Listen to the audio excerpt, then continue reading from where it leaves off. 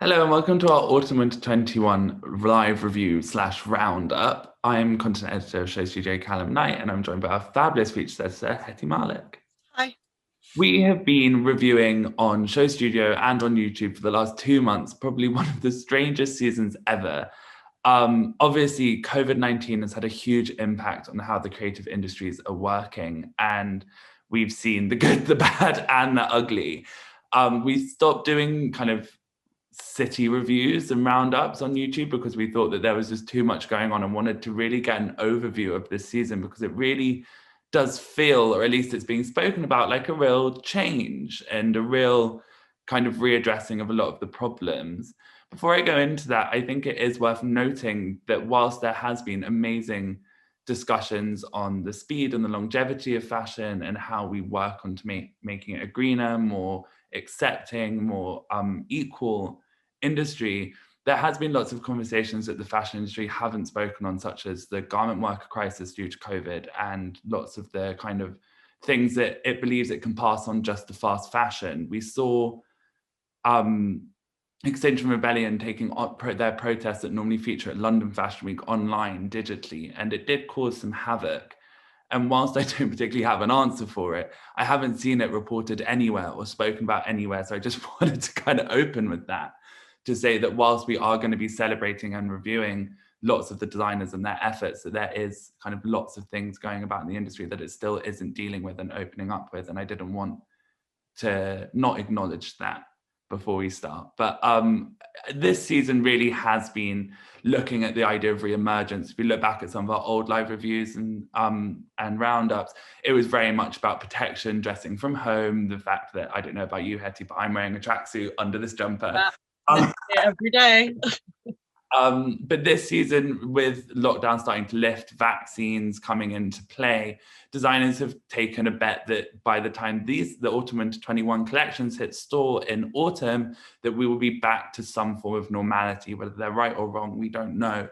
But that has very much been the theme of the season. And I guess it's funny, and I want to speak to you first, Hetty, about, fashion as this kind of idea of having to guess the future and how kind of evident it is now about how much designers are always playing 6 months to a year ahead. Yeah, I mean, I think that's really interesting because that kind of is one of the conversations which has really been happening, since the pandemic hit, and, that whole thing of clothes going to stores, there was this massive problem with orders being cancelled and people like Dries van Noten writing letters to the industry kind of challenging how the cycle doesn't actually make sense. So that's actually kind of a general interesting conversation, but kind of more specifically this season, as you said, it's been really interesting, thinking 6 months ahead to what people are going to be wearing. And actually, I think it's more important than ever to think about these clothes being in the stores, because it's kind of like what life do we want to be living then, and what life do we hope, fingers crossed, that we'll be living that's kind of normal again. And I think kind of overall, before we go into it, I think what's really key this season is our kind of relationship with clothes and how they make us feel, and not only kind of looking 6 months in advance of what we'll be wearing, but I think we're looking that far in advance even as consumers now, because we're more hyper aware than ever of how clothing makes us feel. And I think that obviously, if you want to look at it commercially, makes sense for a brand, but also creatively, designers, most of them creative directors, are dressmakers, and that's how they communicate with the world and how they choose to understand the world, is through the medium of fabric and through cloth. So I think, whilst some people take a kind of dismissive eye to that, and there is, that one of the problems in understanding our industry is that realistically you have commerce and creativity and trying to make those marry. So I guess we're trying to overview that very complicated topic for all our viewers watching. And I wanted to start off on this idea of this new world that we're emerging in, not necessarily being the nicest and us needing protection from it. And there are a few designers this season, I would personally say some of the most successful collections dealt with this topic of, whilst we may be going back into the world, it is not necessarily the world we've been dreaming of for a year, and we are going to need a lot of protection. First and foremost, Rick Owens, who's dealing with this nastier side of our society, or dark. And I don't want to say nasty because Rick's actually a very hopeful designer. which you can't see in this collection, but he has been protecting us from ourselves and our darkest sides for a long time through clothing. So autumn/winter 21 women's wear, no different. Le Cool Gethsemane, looking at, you know, realistically how clothing can physically protect you. So we have lots of leather or denim jumpsuits, the denim's slashed almost like religious mourning and in grief, where people were said to rip their clothes, you know, very visceral, understandable kind of communication of grief. We also have jackets that look like body bags, their shoulders are so hard. Obviously, Rick's really been dealing with aggressive male energy in his men's collections, and this has kind of come over to the women's. And Hetty, I know you were very excited about this collection. Yeah, I mean, I said this in our review, but this woman, you know, I interpret this as Rick taking that male aggression and forming it into this woman who's kind of going straight into the eye of the storm. Like, this idea of Gethsemane is literally, you know, the garden that Jesus was in before his crucifixion, and Rick isn't afraid to go right into this moment of reckoning kind of head on.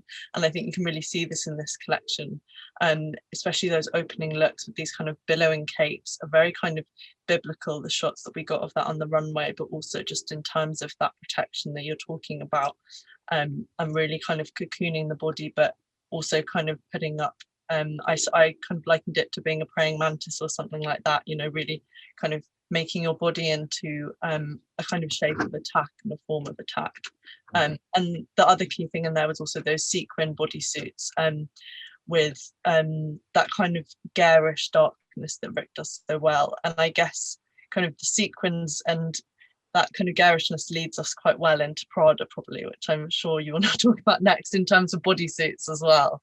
I mean, Prada, obviously, again, another brand that deals very much in the men's and the women's going hand in hand whilst shown separately. So we had the men's in January. Obviously, Raf and Mucha, I believe that most people know that they are now collaborating under Prada, and it is going so well. This collection, just it talks in terms of their collaboration, seems to be where everything kind of fitted. And it's like the final piece of the jigsaw, and we're not seeing it as two creatives having one output. It feels very much a collaboration and a communication. But again, we're seeing these bodysuits in kind of ribbed jacquards, kind of long john-esque, slightly pajama-y, but then we started to get these flounces and flashes of really beautiful, the draped draped clutch coats that we saw in their first collection here, spilling and frothing with sequin, the patterns larger, brighter, really kind of very celebratory, quite art deco, you know, if you think to the roaring 20s, you know, these kinds of patterns, but also mixed in with a bit of 60s, 70s psychedelia and kind of explosive color palette ranging from pastel to kind of fire hydrant red. And an incredibly tactile, comforting collection, and set by Rem Koolhaas. Yeah, I think tactile is kind of a really key word when you're talking about Prada in general. And I think the success here was that Raf and Mucha really captured that tactile way of communicating through the kind of Prada language without, as you mentioned, it being very kind of that's Raf, that's Mucha. It felt like a conversation. And I'd kind of say, thinking about Prada then leading kind of into Miu Miu, that kind of, you know, there's so many kind of deeper things that you can pull out of Prada, but what I love about Miu Miu is it's always got that kind of lighter spontaneity, but we still had that kind of theme of protection running through. The kind of main thing there was lingerie as outerwear, which we've seen through Prada before, but here it was kind of seen through the lens of ski wear, which I loved. Kind of, you have padded bralettes, those amazing kind of bodysuits, and also in knit masks as well.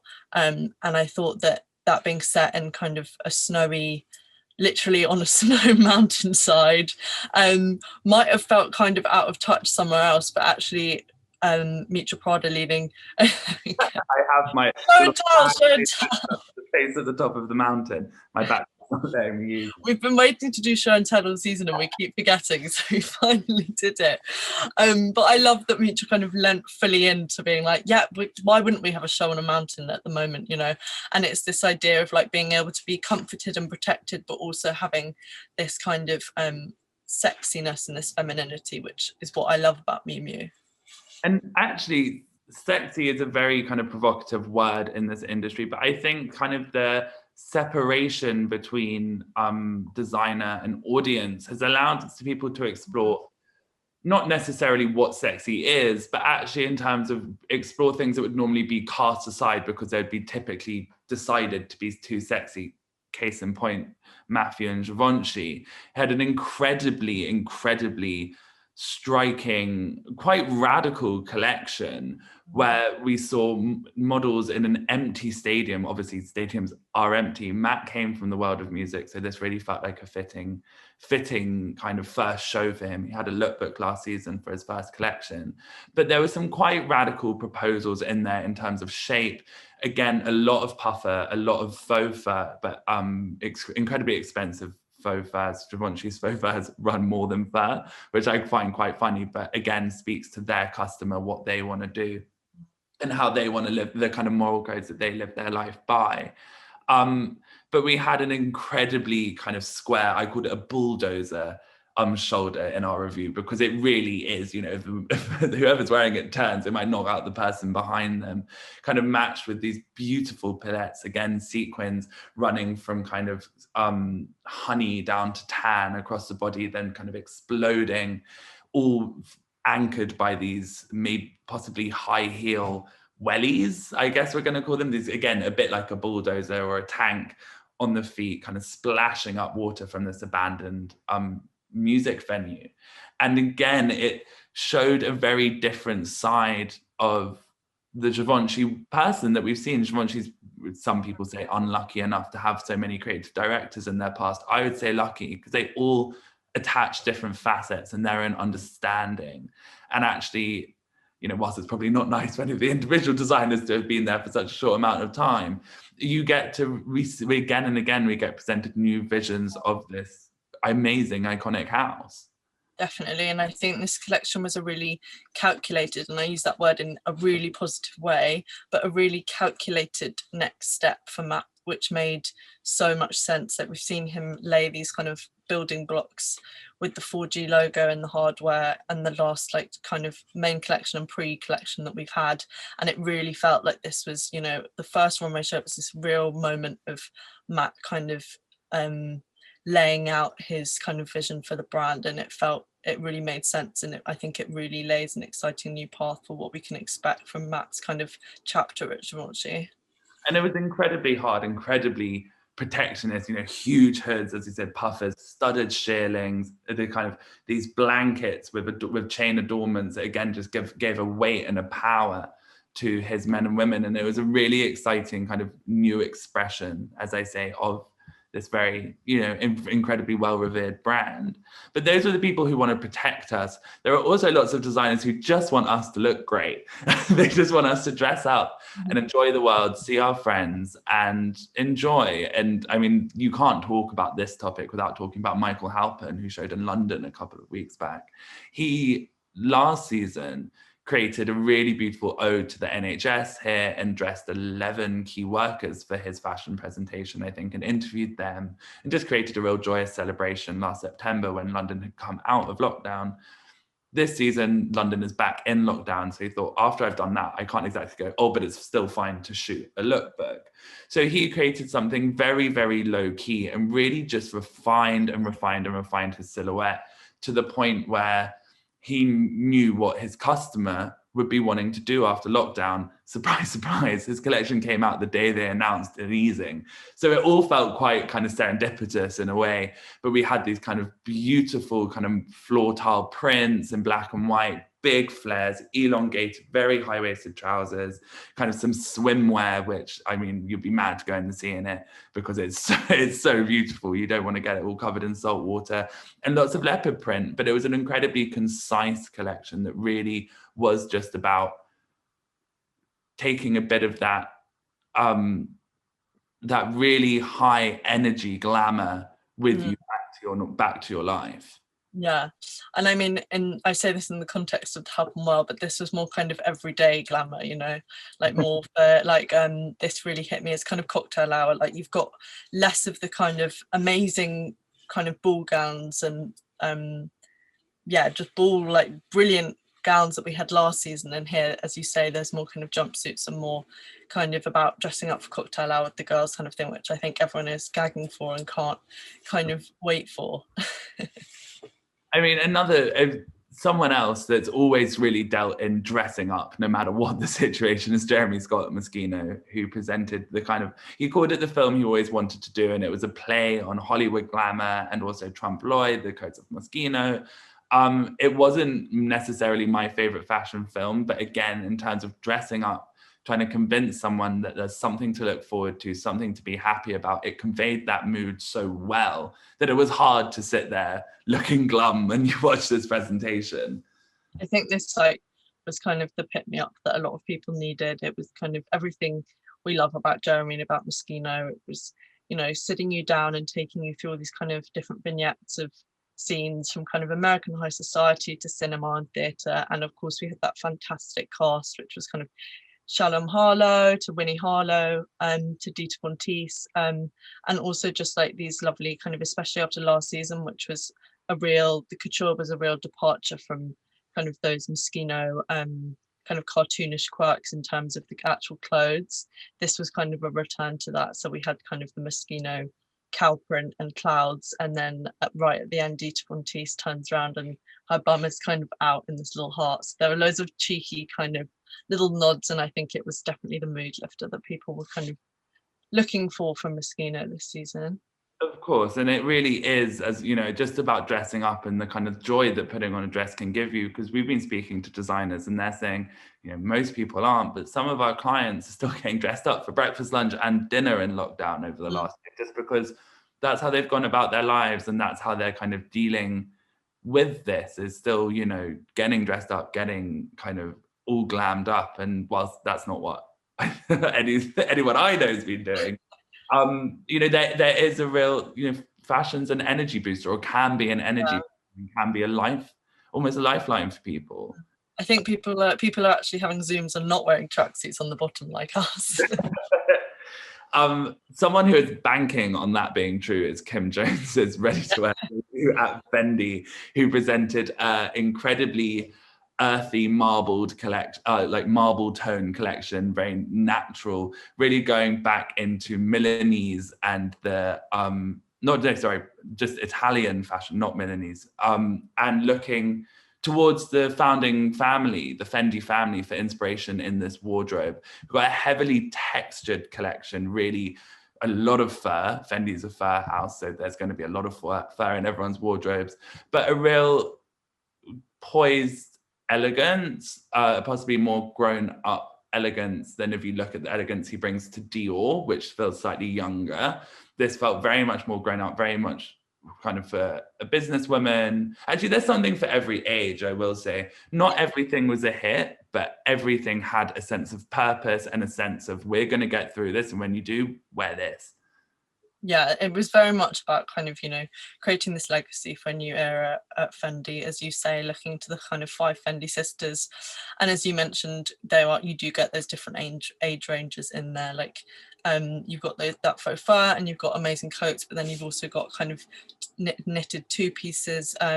My favorites were kind of the satin kind of trousers and tops, but maybe at points it felt slightly young for the brand, but I think we're only on second ready to wear, so we'll kind of see how it develops and where it goes next. But I thought it was a really great progression from couture, which was very self-referential, and now it felt like a good step to be looking out to the Fendi women. And it wasn't reinventing the wheel, but this is clothes that the Fendi woman wants to wear and will want to be wearing and dressing up in when we come out of lockdown, hopefully.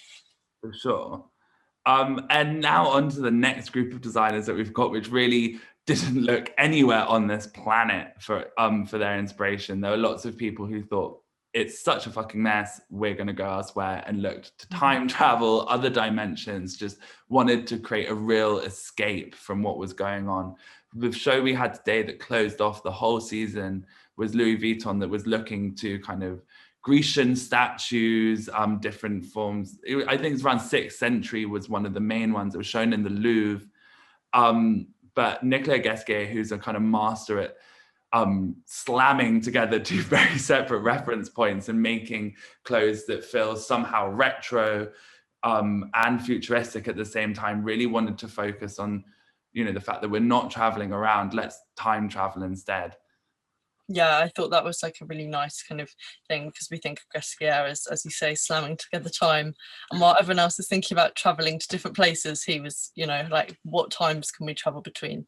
And there was a great kind of collaboration with Fornasetti, who, as I said in our review, you will know from the beautiful kind of ceramic candles that they make.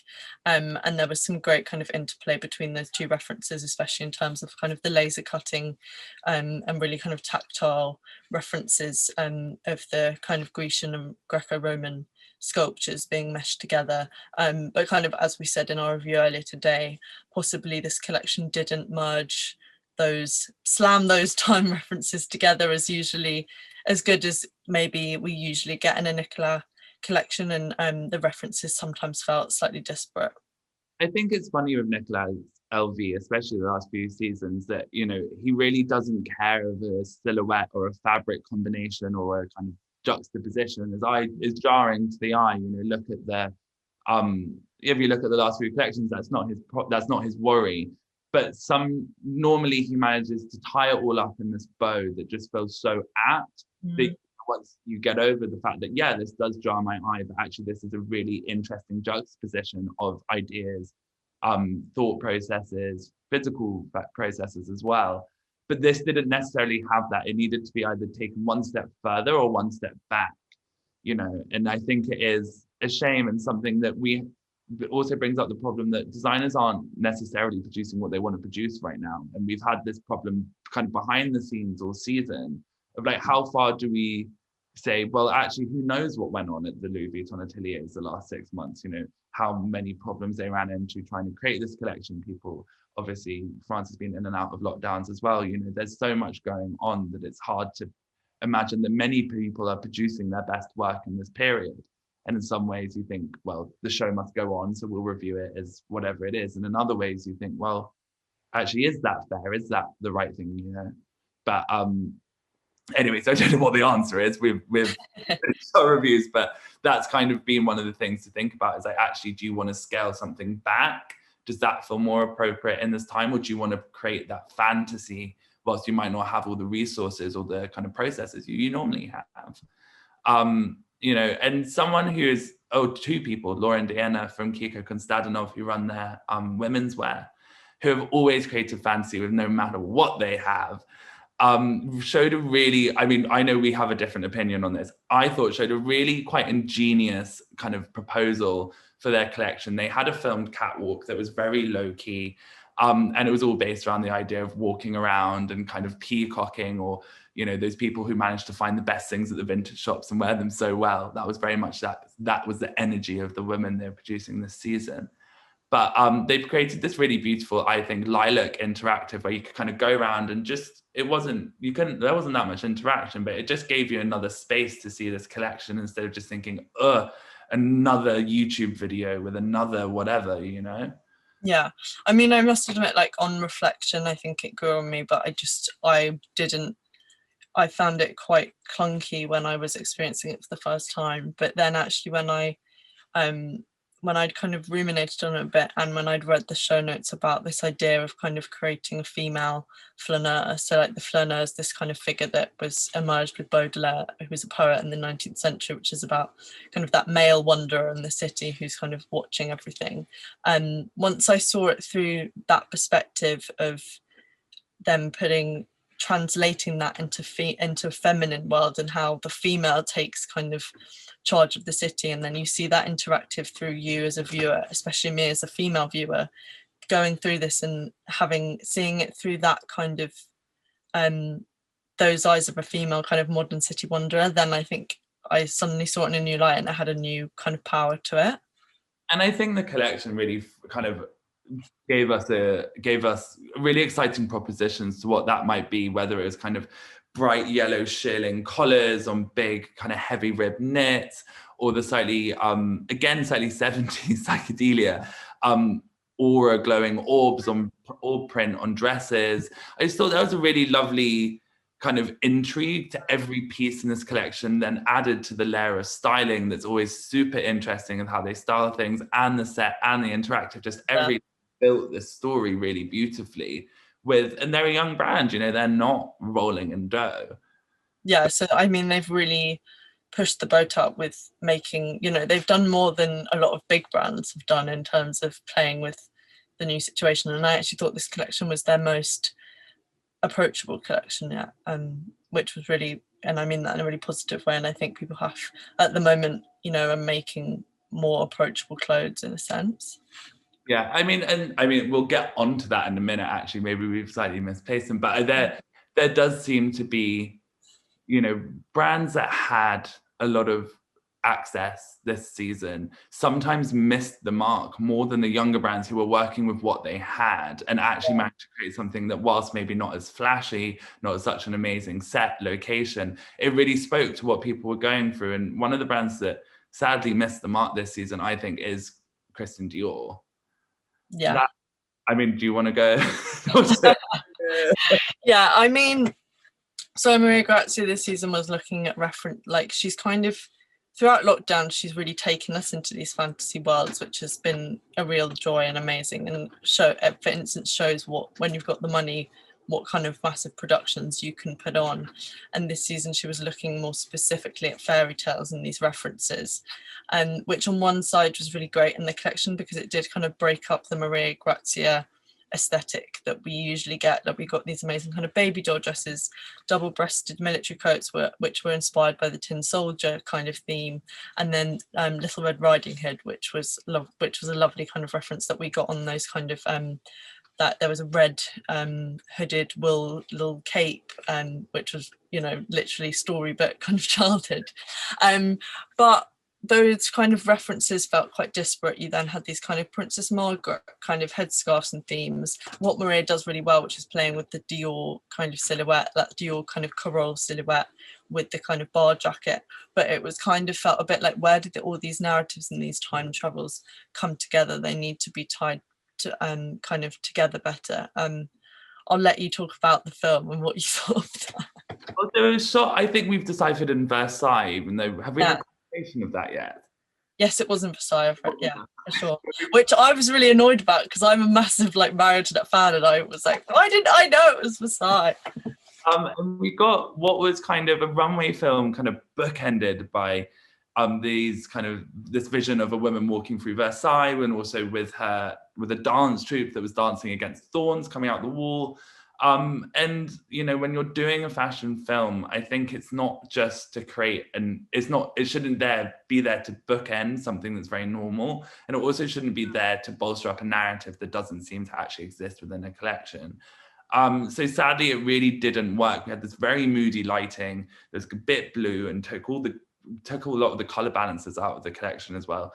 It wasn't this standard, and whether actually there's no standard at the moment where our industry is in flux, but it made it hard to work out which bit we were supposed to be excited about. Where was the innovation? Where were we paying our attention to? Are we excited about the embroidery on glazed dresses? Are we excited about this Princess Margaret theme? Are we excited we're in Versailles, but no one really knows if we're in Versailles, but only people hardly anyone actually knows what the inside, not that many people would recognize it. The whole thing felt like a very confused messaging. And obviously you have the amazing Dior bar jackets, had a really amazing pleated grey skirt that went with it, and a hood, as you said, is super lovely. There are those icons that as soon as you see them, you gravitate towards them. But everything else, it felt a bit slightly lackluster. Yeah, I worry that when Maria Grazia moves away from those house codes, which she's so brilliant at responding to, that sometimes things get a bit lost. But as we said, it's a strange season. Well, I mean, lots of people did stick to their house codes, and fair enough. We, as I said earlier, on the other side of it, fashion is creativity and commerce, and brands are still trying to survive and still trying to make it through. And also, some people have future-proofed their brand, and the marine set is definitely one of them. I've actually got her book. Hetty, you take us through the collection and I'll have a look and try and highlight it. Yeah, so what's really brilliant about Marine, as you say, is she kind of has these clothes called future wear. And this season was very much about reintroducing a lot of those brand staples, from the kind of bodysuits and the crescent moon that people know so well, to the kind of regenerated fabrics and processes that Marine works with. So she works with kind of, it's filters against you. So Marine works a lot of fabrics, kind of like carpet, you know, like just, and denim especially, she's amazing with, and really works to kind of repurpose fabrics and splice them into these amazing new kind of silhouettes and a new kind of language of clothing. And what was really brilliant about her presentation this season was, as I say, it was kind of reintroducing a lot of silhouettes that we've seen before, but then placing them in a real world setting. So it was this interactive with, I think it was 7 different videos, 7 different people. Each of those videos was about half an hour long. And it was just them kind of going about their daily life wearing Marine Serre. And what's important is to contextualize that in the context of Marine's previous presentations, which have all been kind of either runway shows or amazing films, which are quite literally out of this world, taking you to kind of post-apocalypse, to bunkers, to all these different places. But this was really the first time that we saw Marine, like real people living in Marine. And I thought it was really impactful, and also kind of hammered this message home of reality, kind of, you know, Marine's always been about this future, but actually now we're kind of living it, and we need to, you know, with the climate crisis and everything, we kind of need to live up to that. It's not this thing in the distant future, it's now.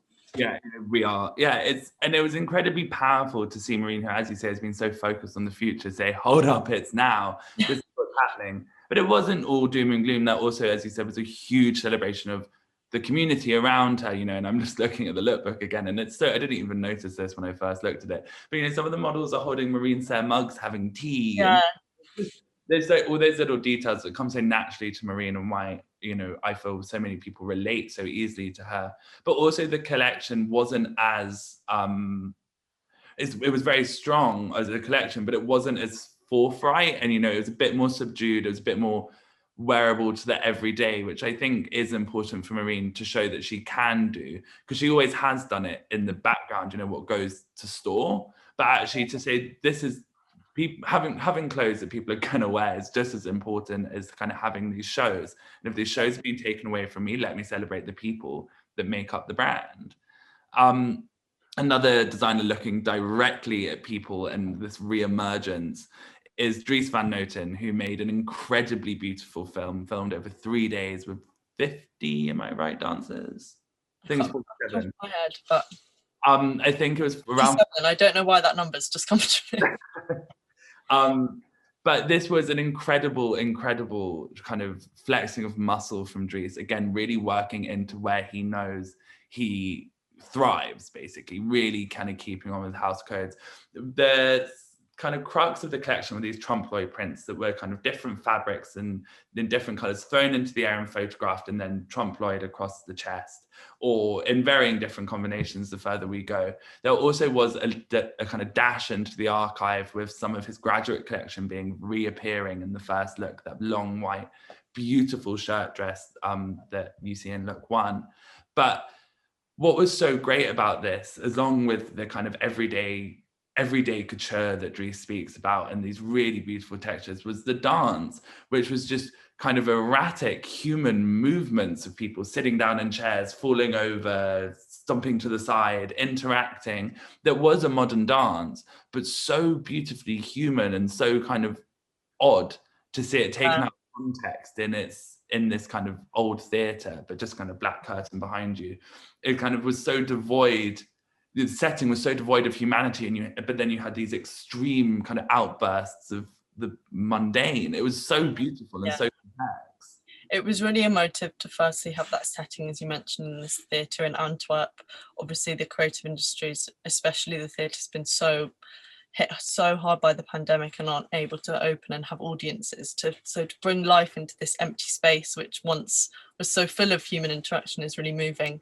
And I thought that in terms of, as you say, this really emotive quality to the presentation, it was really brilliant to see Dries really nail digital presentations after doing such amazing shows that he always says he designs with in mind, and that he's found it quite difficult to adjust to a digital presentation, and this was a real success for him and actually one of the best on the schedule, I'd say. So Dries wasn't the only one who was kind of going back to the theatre and reopening these spaces. We also had Pier Paolo at Valentino in Milan. He kind of reopened the Piccolo Teatro di Milano, and he's now they're now supporting that, focusing on kind of supporting these spaces and creating opportunities, which is really, really important, and really kind of goes to this core idea that Pier Paolo's been introducing the past few seasons of exploring humanity, and really re-interacting with kind of human qualities, and he did this season by really just making this gesture towards kind of Milan, and culture, and just also what was really interesting was starting this process of they're going to start digitalizing their atelier. So it's all about, I think Pier Paolo's really head-on facing how to interact a couture brand with a digital era and not being afraid of modernity. What I loved about this collection is, whilst it was obviously going to be presented online, obviously a live stream, all of that kind of stuff, the kind of basis for the clothes was this idea of fabric scissors and shears, sort of shearing off fabric. So you have a very, it's not radical, but in fashion, it's a radical change in hemline. You have lots of mini skirts that are kind of the same length as capes, and also you have suit jackets slashed up the sleeve to become capes, and you have an opening, a kind of expansive, quite emotive gesture of scissors through fabric that's opening up and creating billowing gestures and shapes out of quite restrictive garments. And there is that idea, I think, within Pier Paolo's work of him trying to free Valentino, not that they were particularly restricted before, but that opening up, that, as you say, that kind of the openness that he brings with it, whether it is in opening a theatre or opening a seam.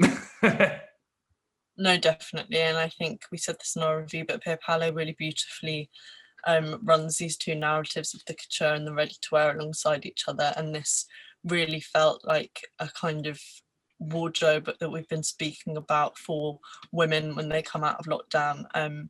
We've got this mix between day wear, but also these beautiful, as you say, sheer kind of gowns and stuff. So I thought it was kind of a really lovely marriage in that sense. And the kind of final brand we're going to talk about, who kind of, we all know Chanel walks to the beat of their own drum, and so does the Chanel women. This season, they didn't just march to the beat of their own drum, they also did their own makeup and hair, or at least that was the inspiration for this collection, was a kind of freer time.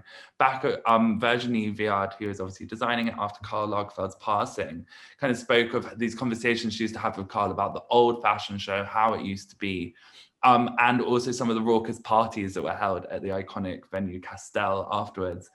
And that is kind of what we got, that was the setting for this fashion film. And Chanel has really embraced fashion film, not always to its success, but, really for such a storied house, has really always been pushing film as a really great medium for fashion.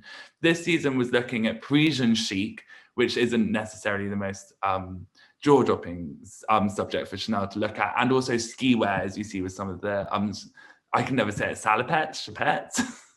Yeah, I always say it wrong. I was saying alopettes the other day.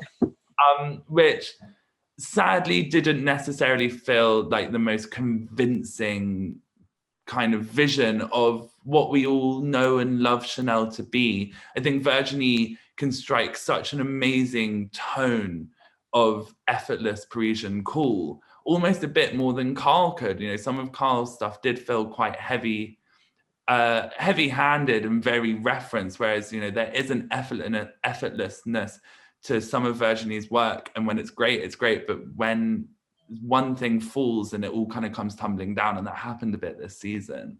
Yeah, as you say, it's kind of a youthfulness is Virginie's skill, and is kind of what everyone really wants this new era of Chanel to be like.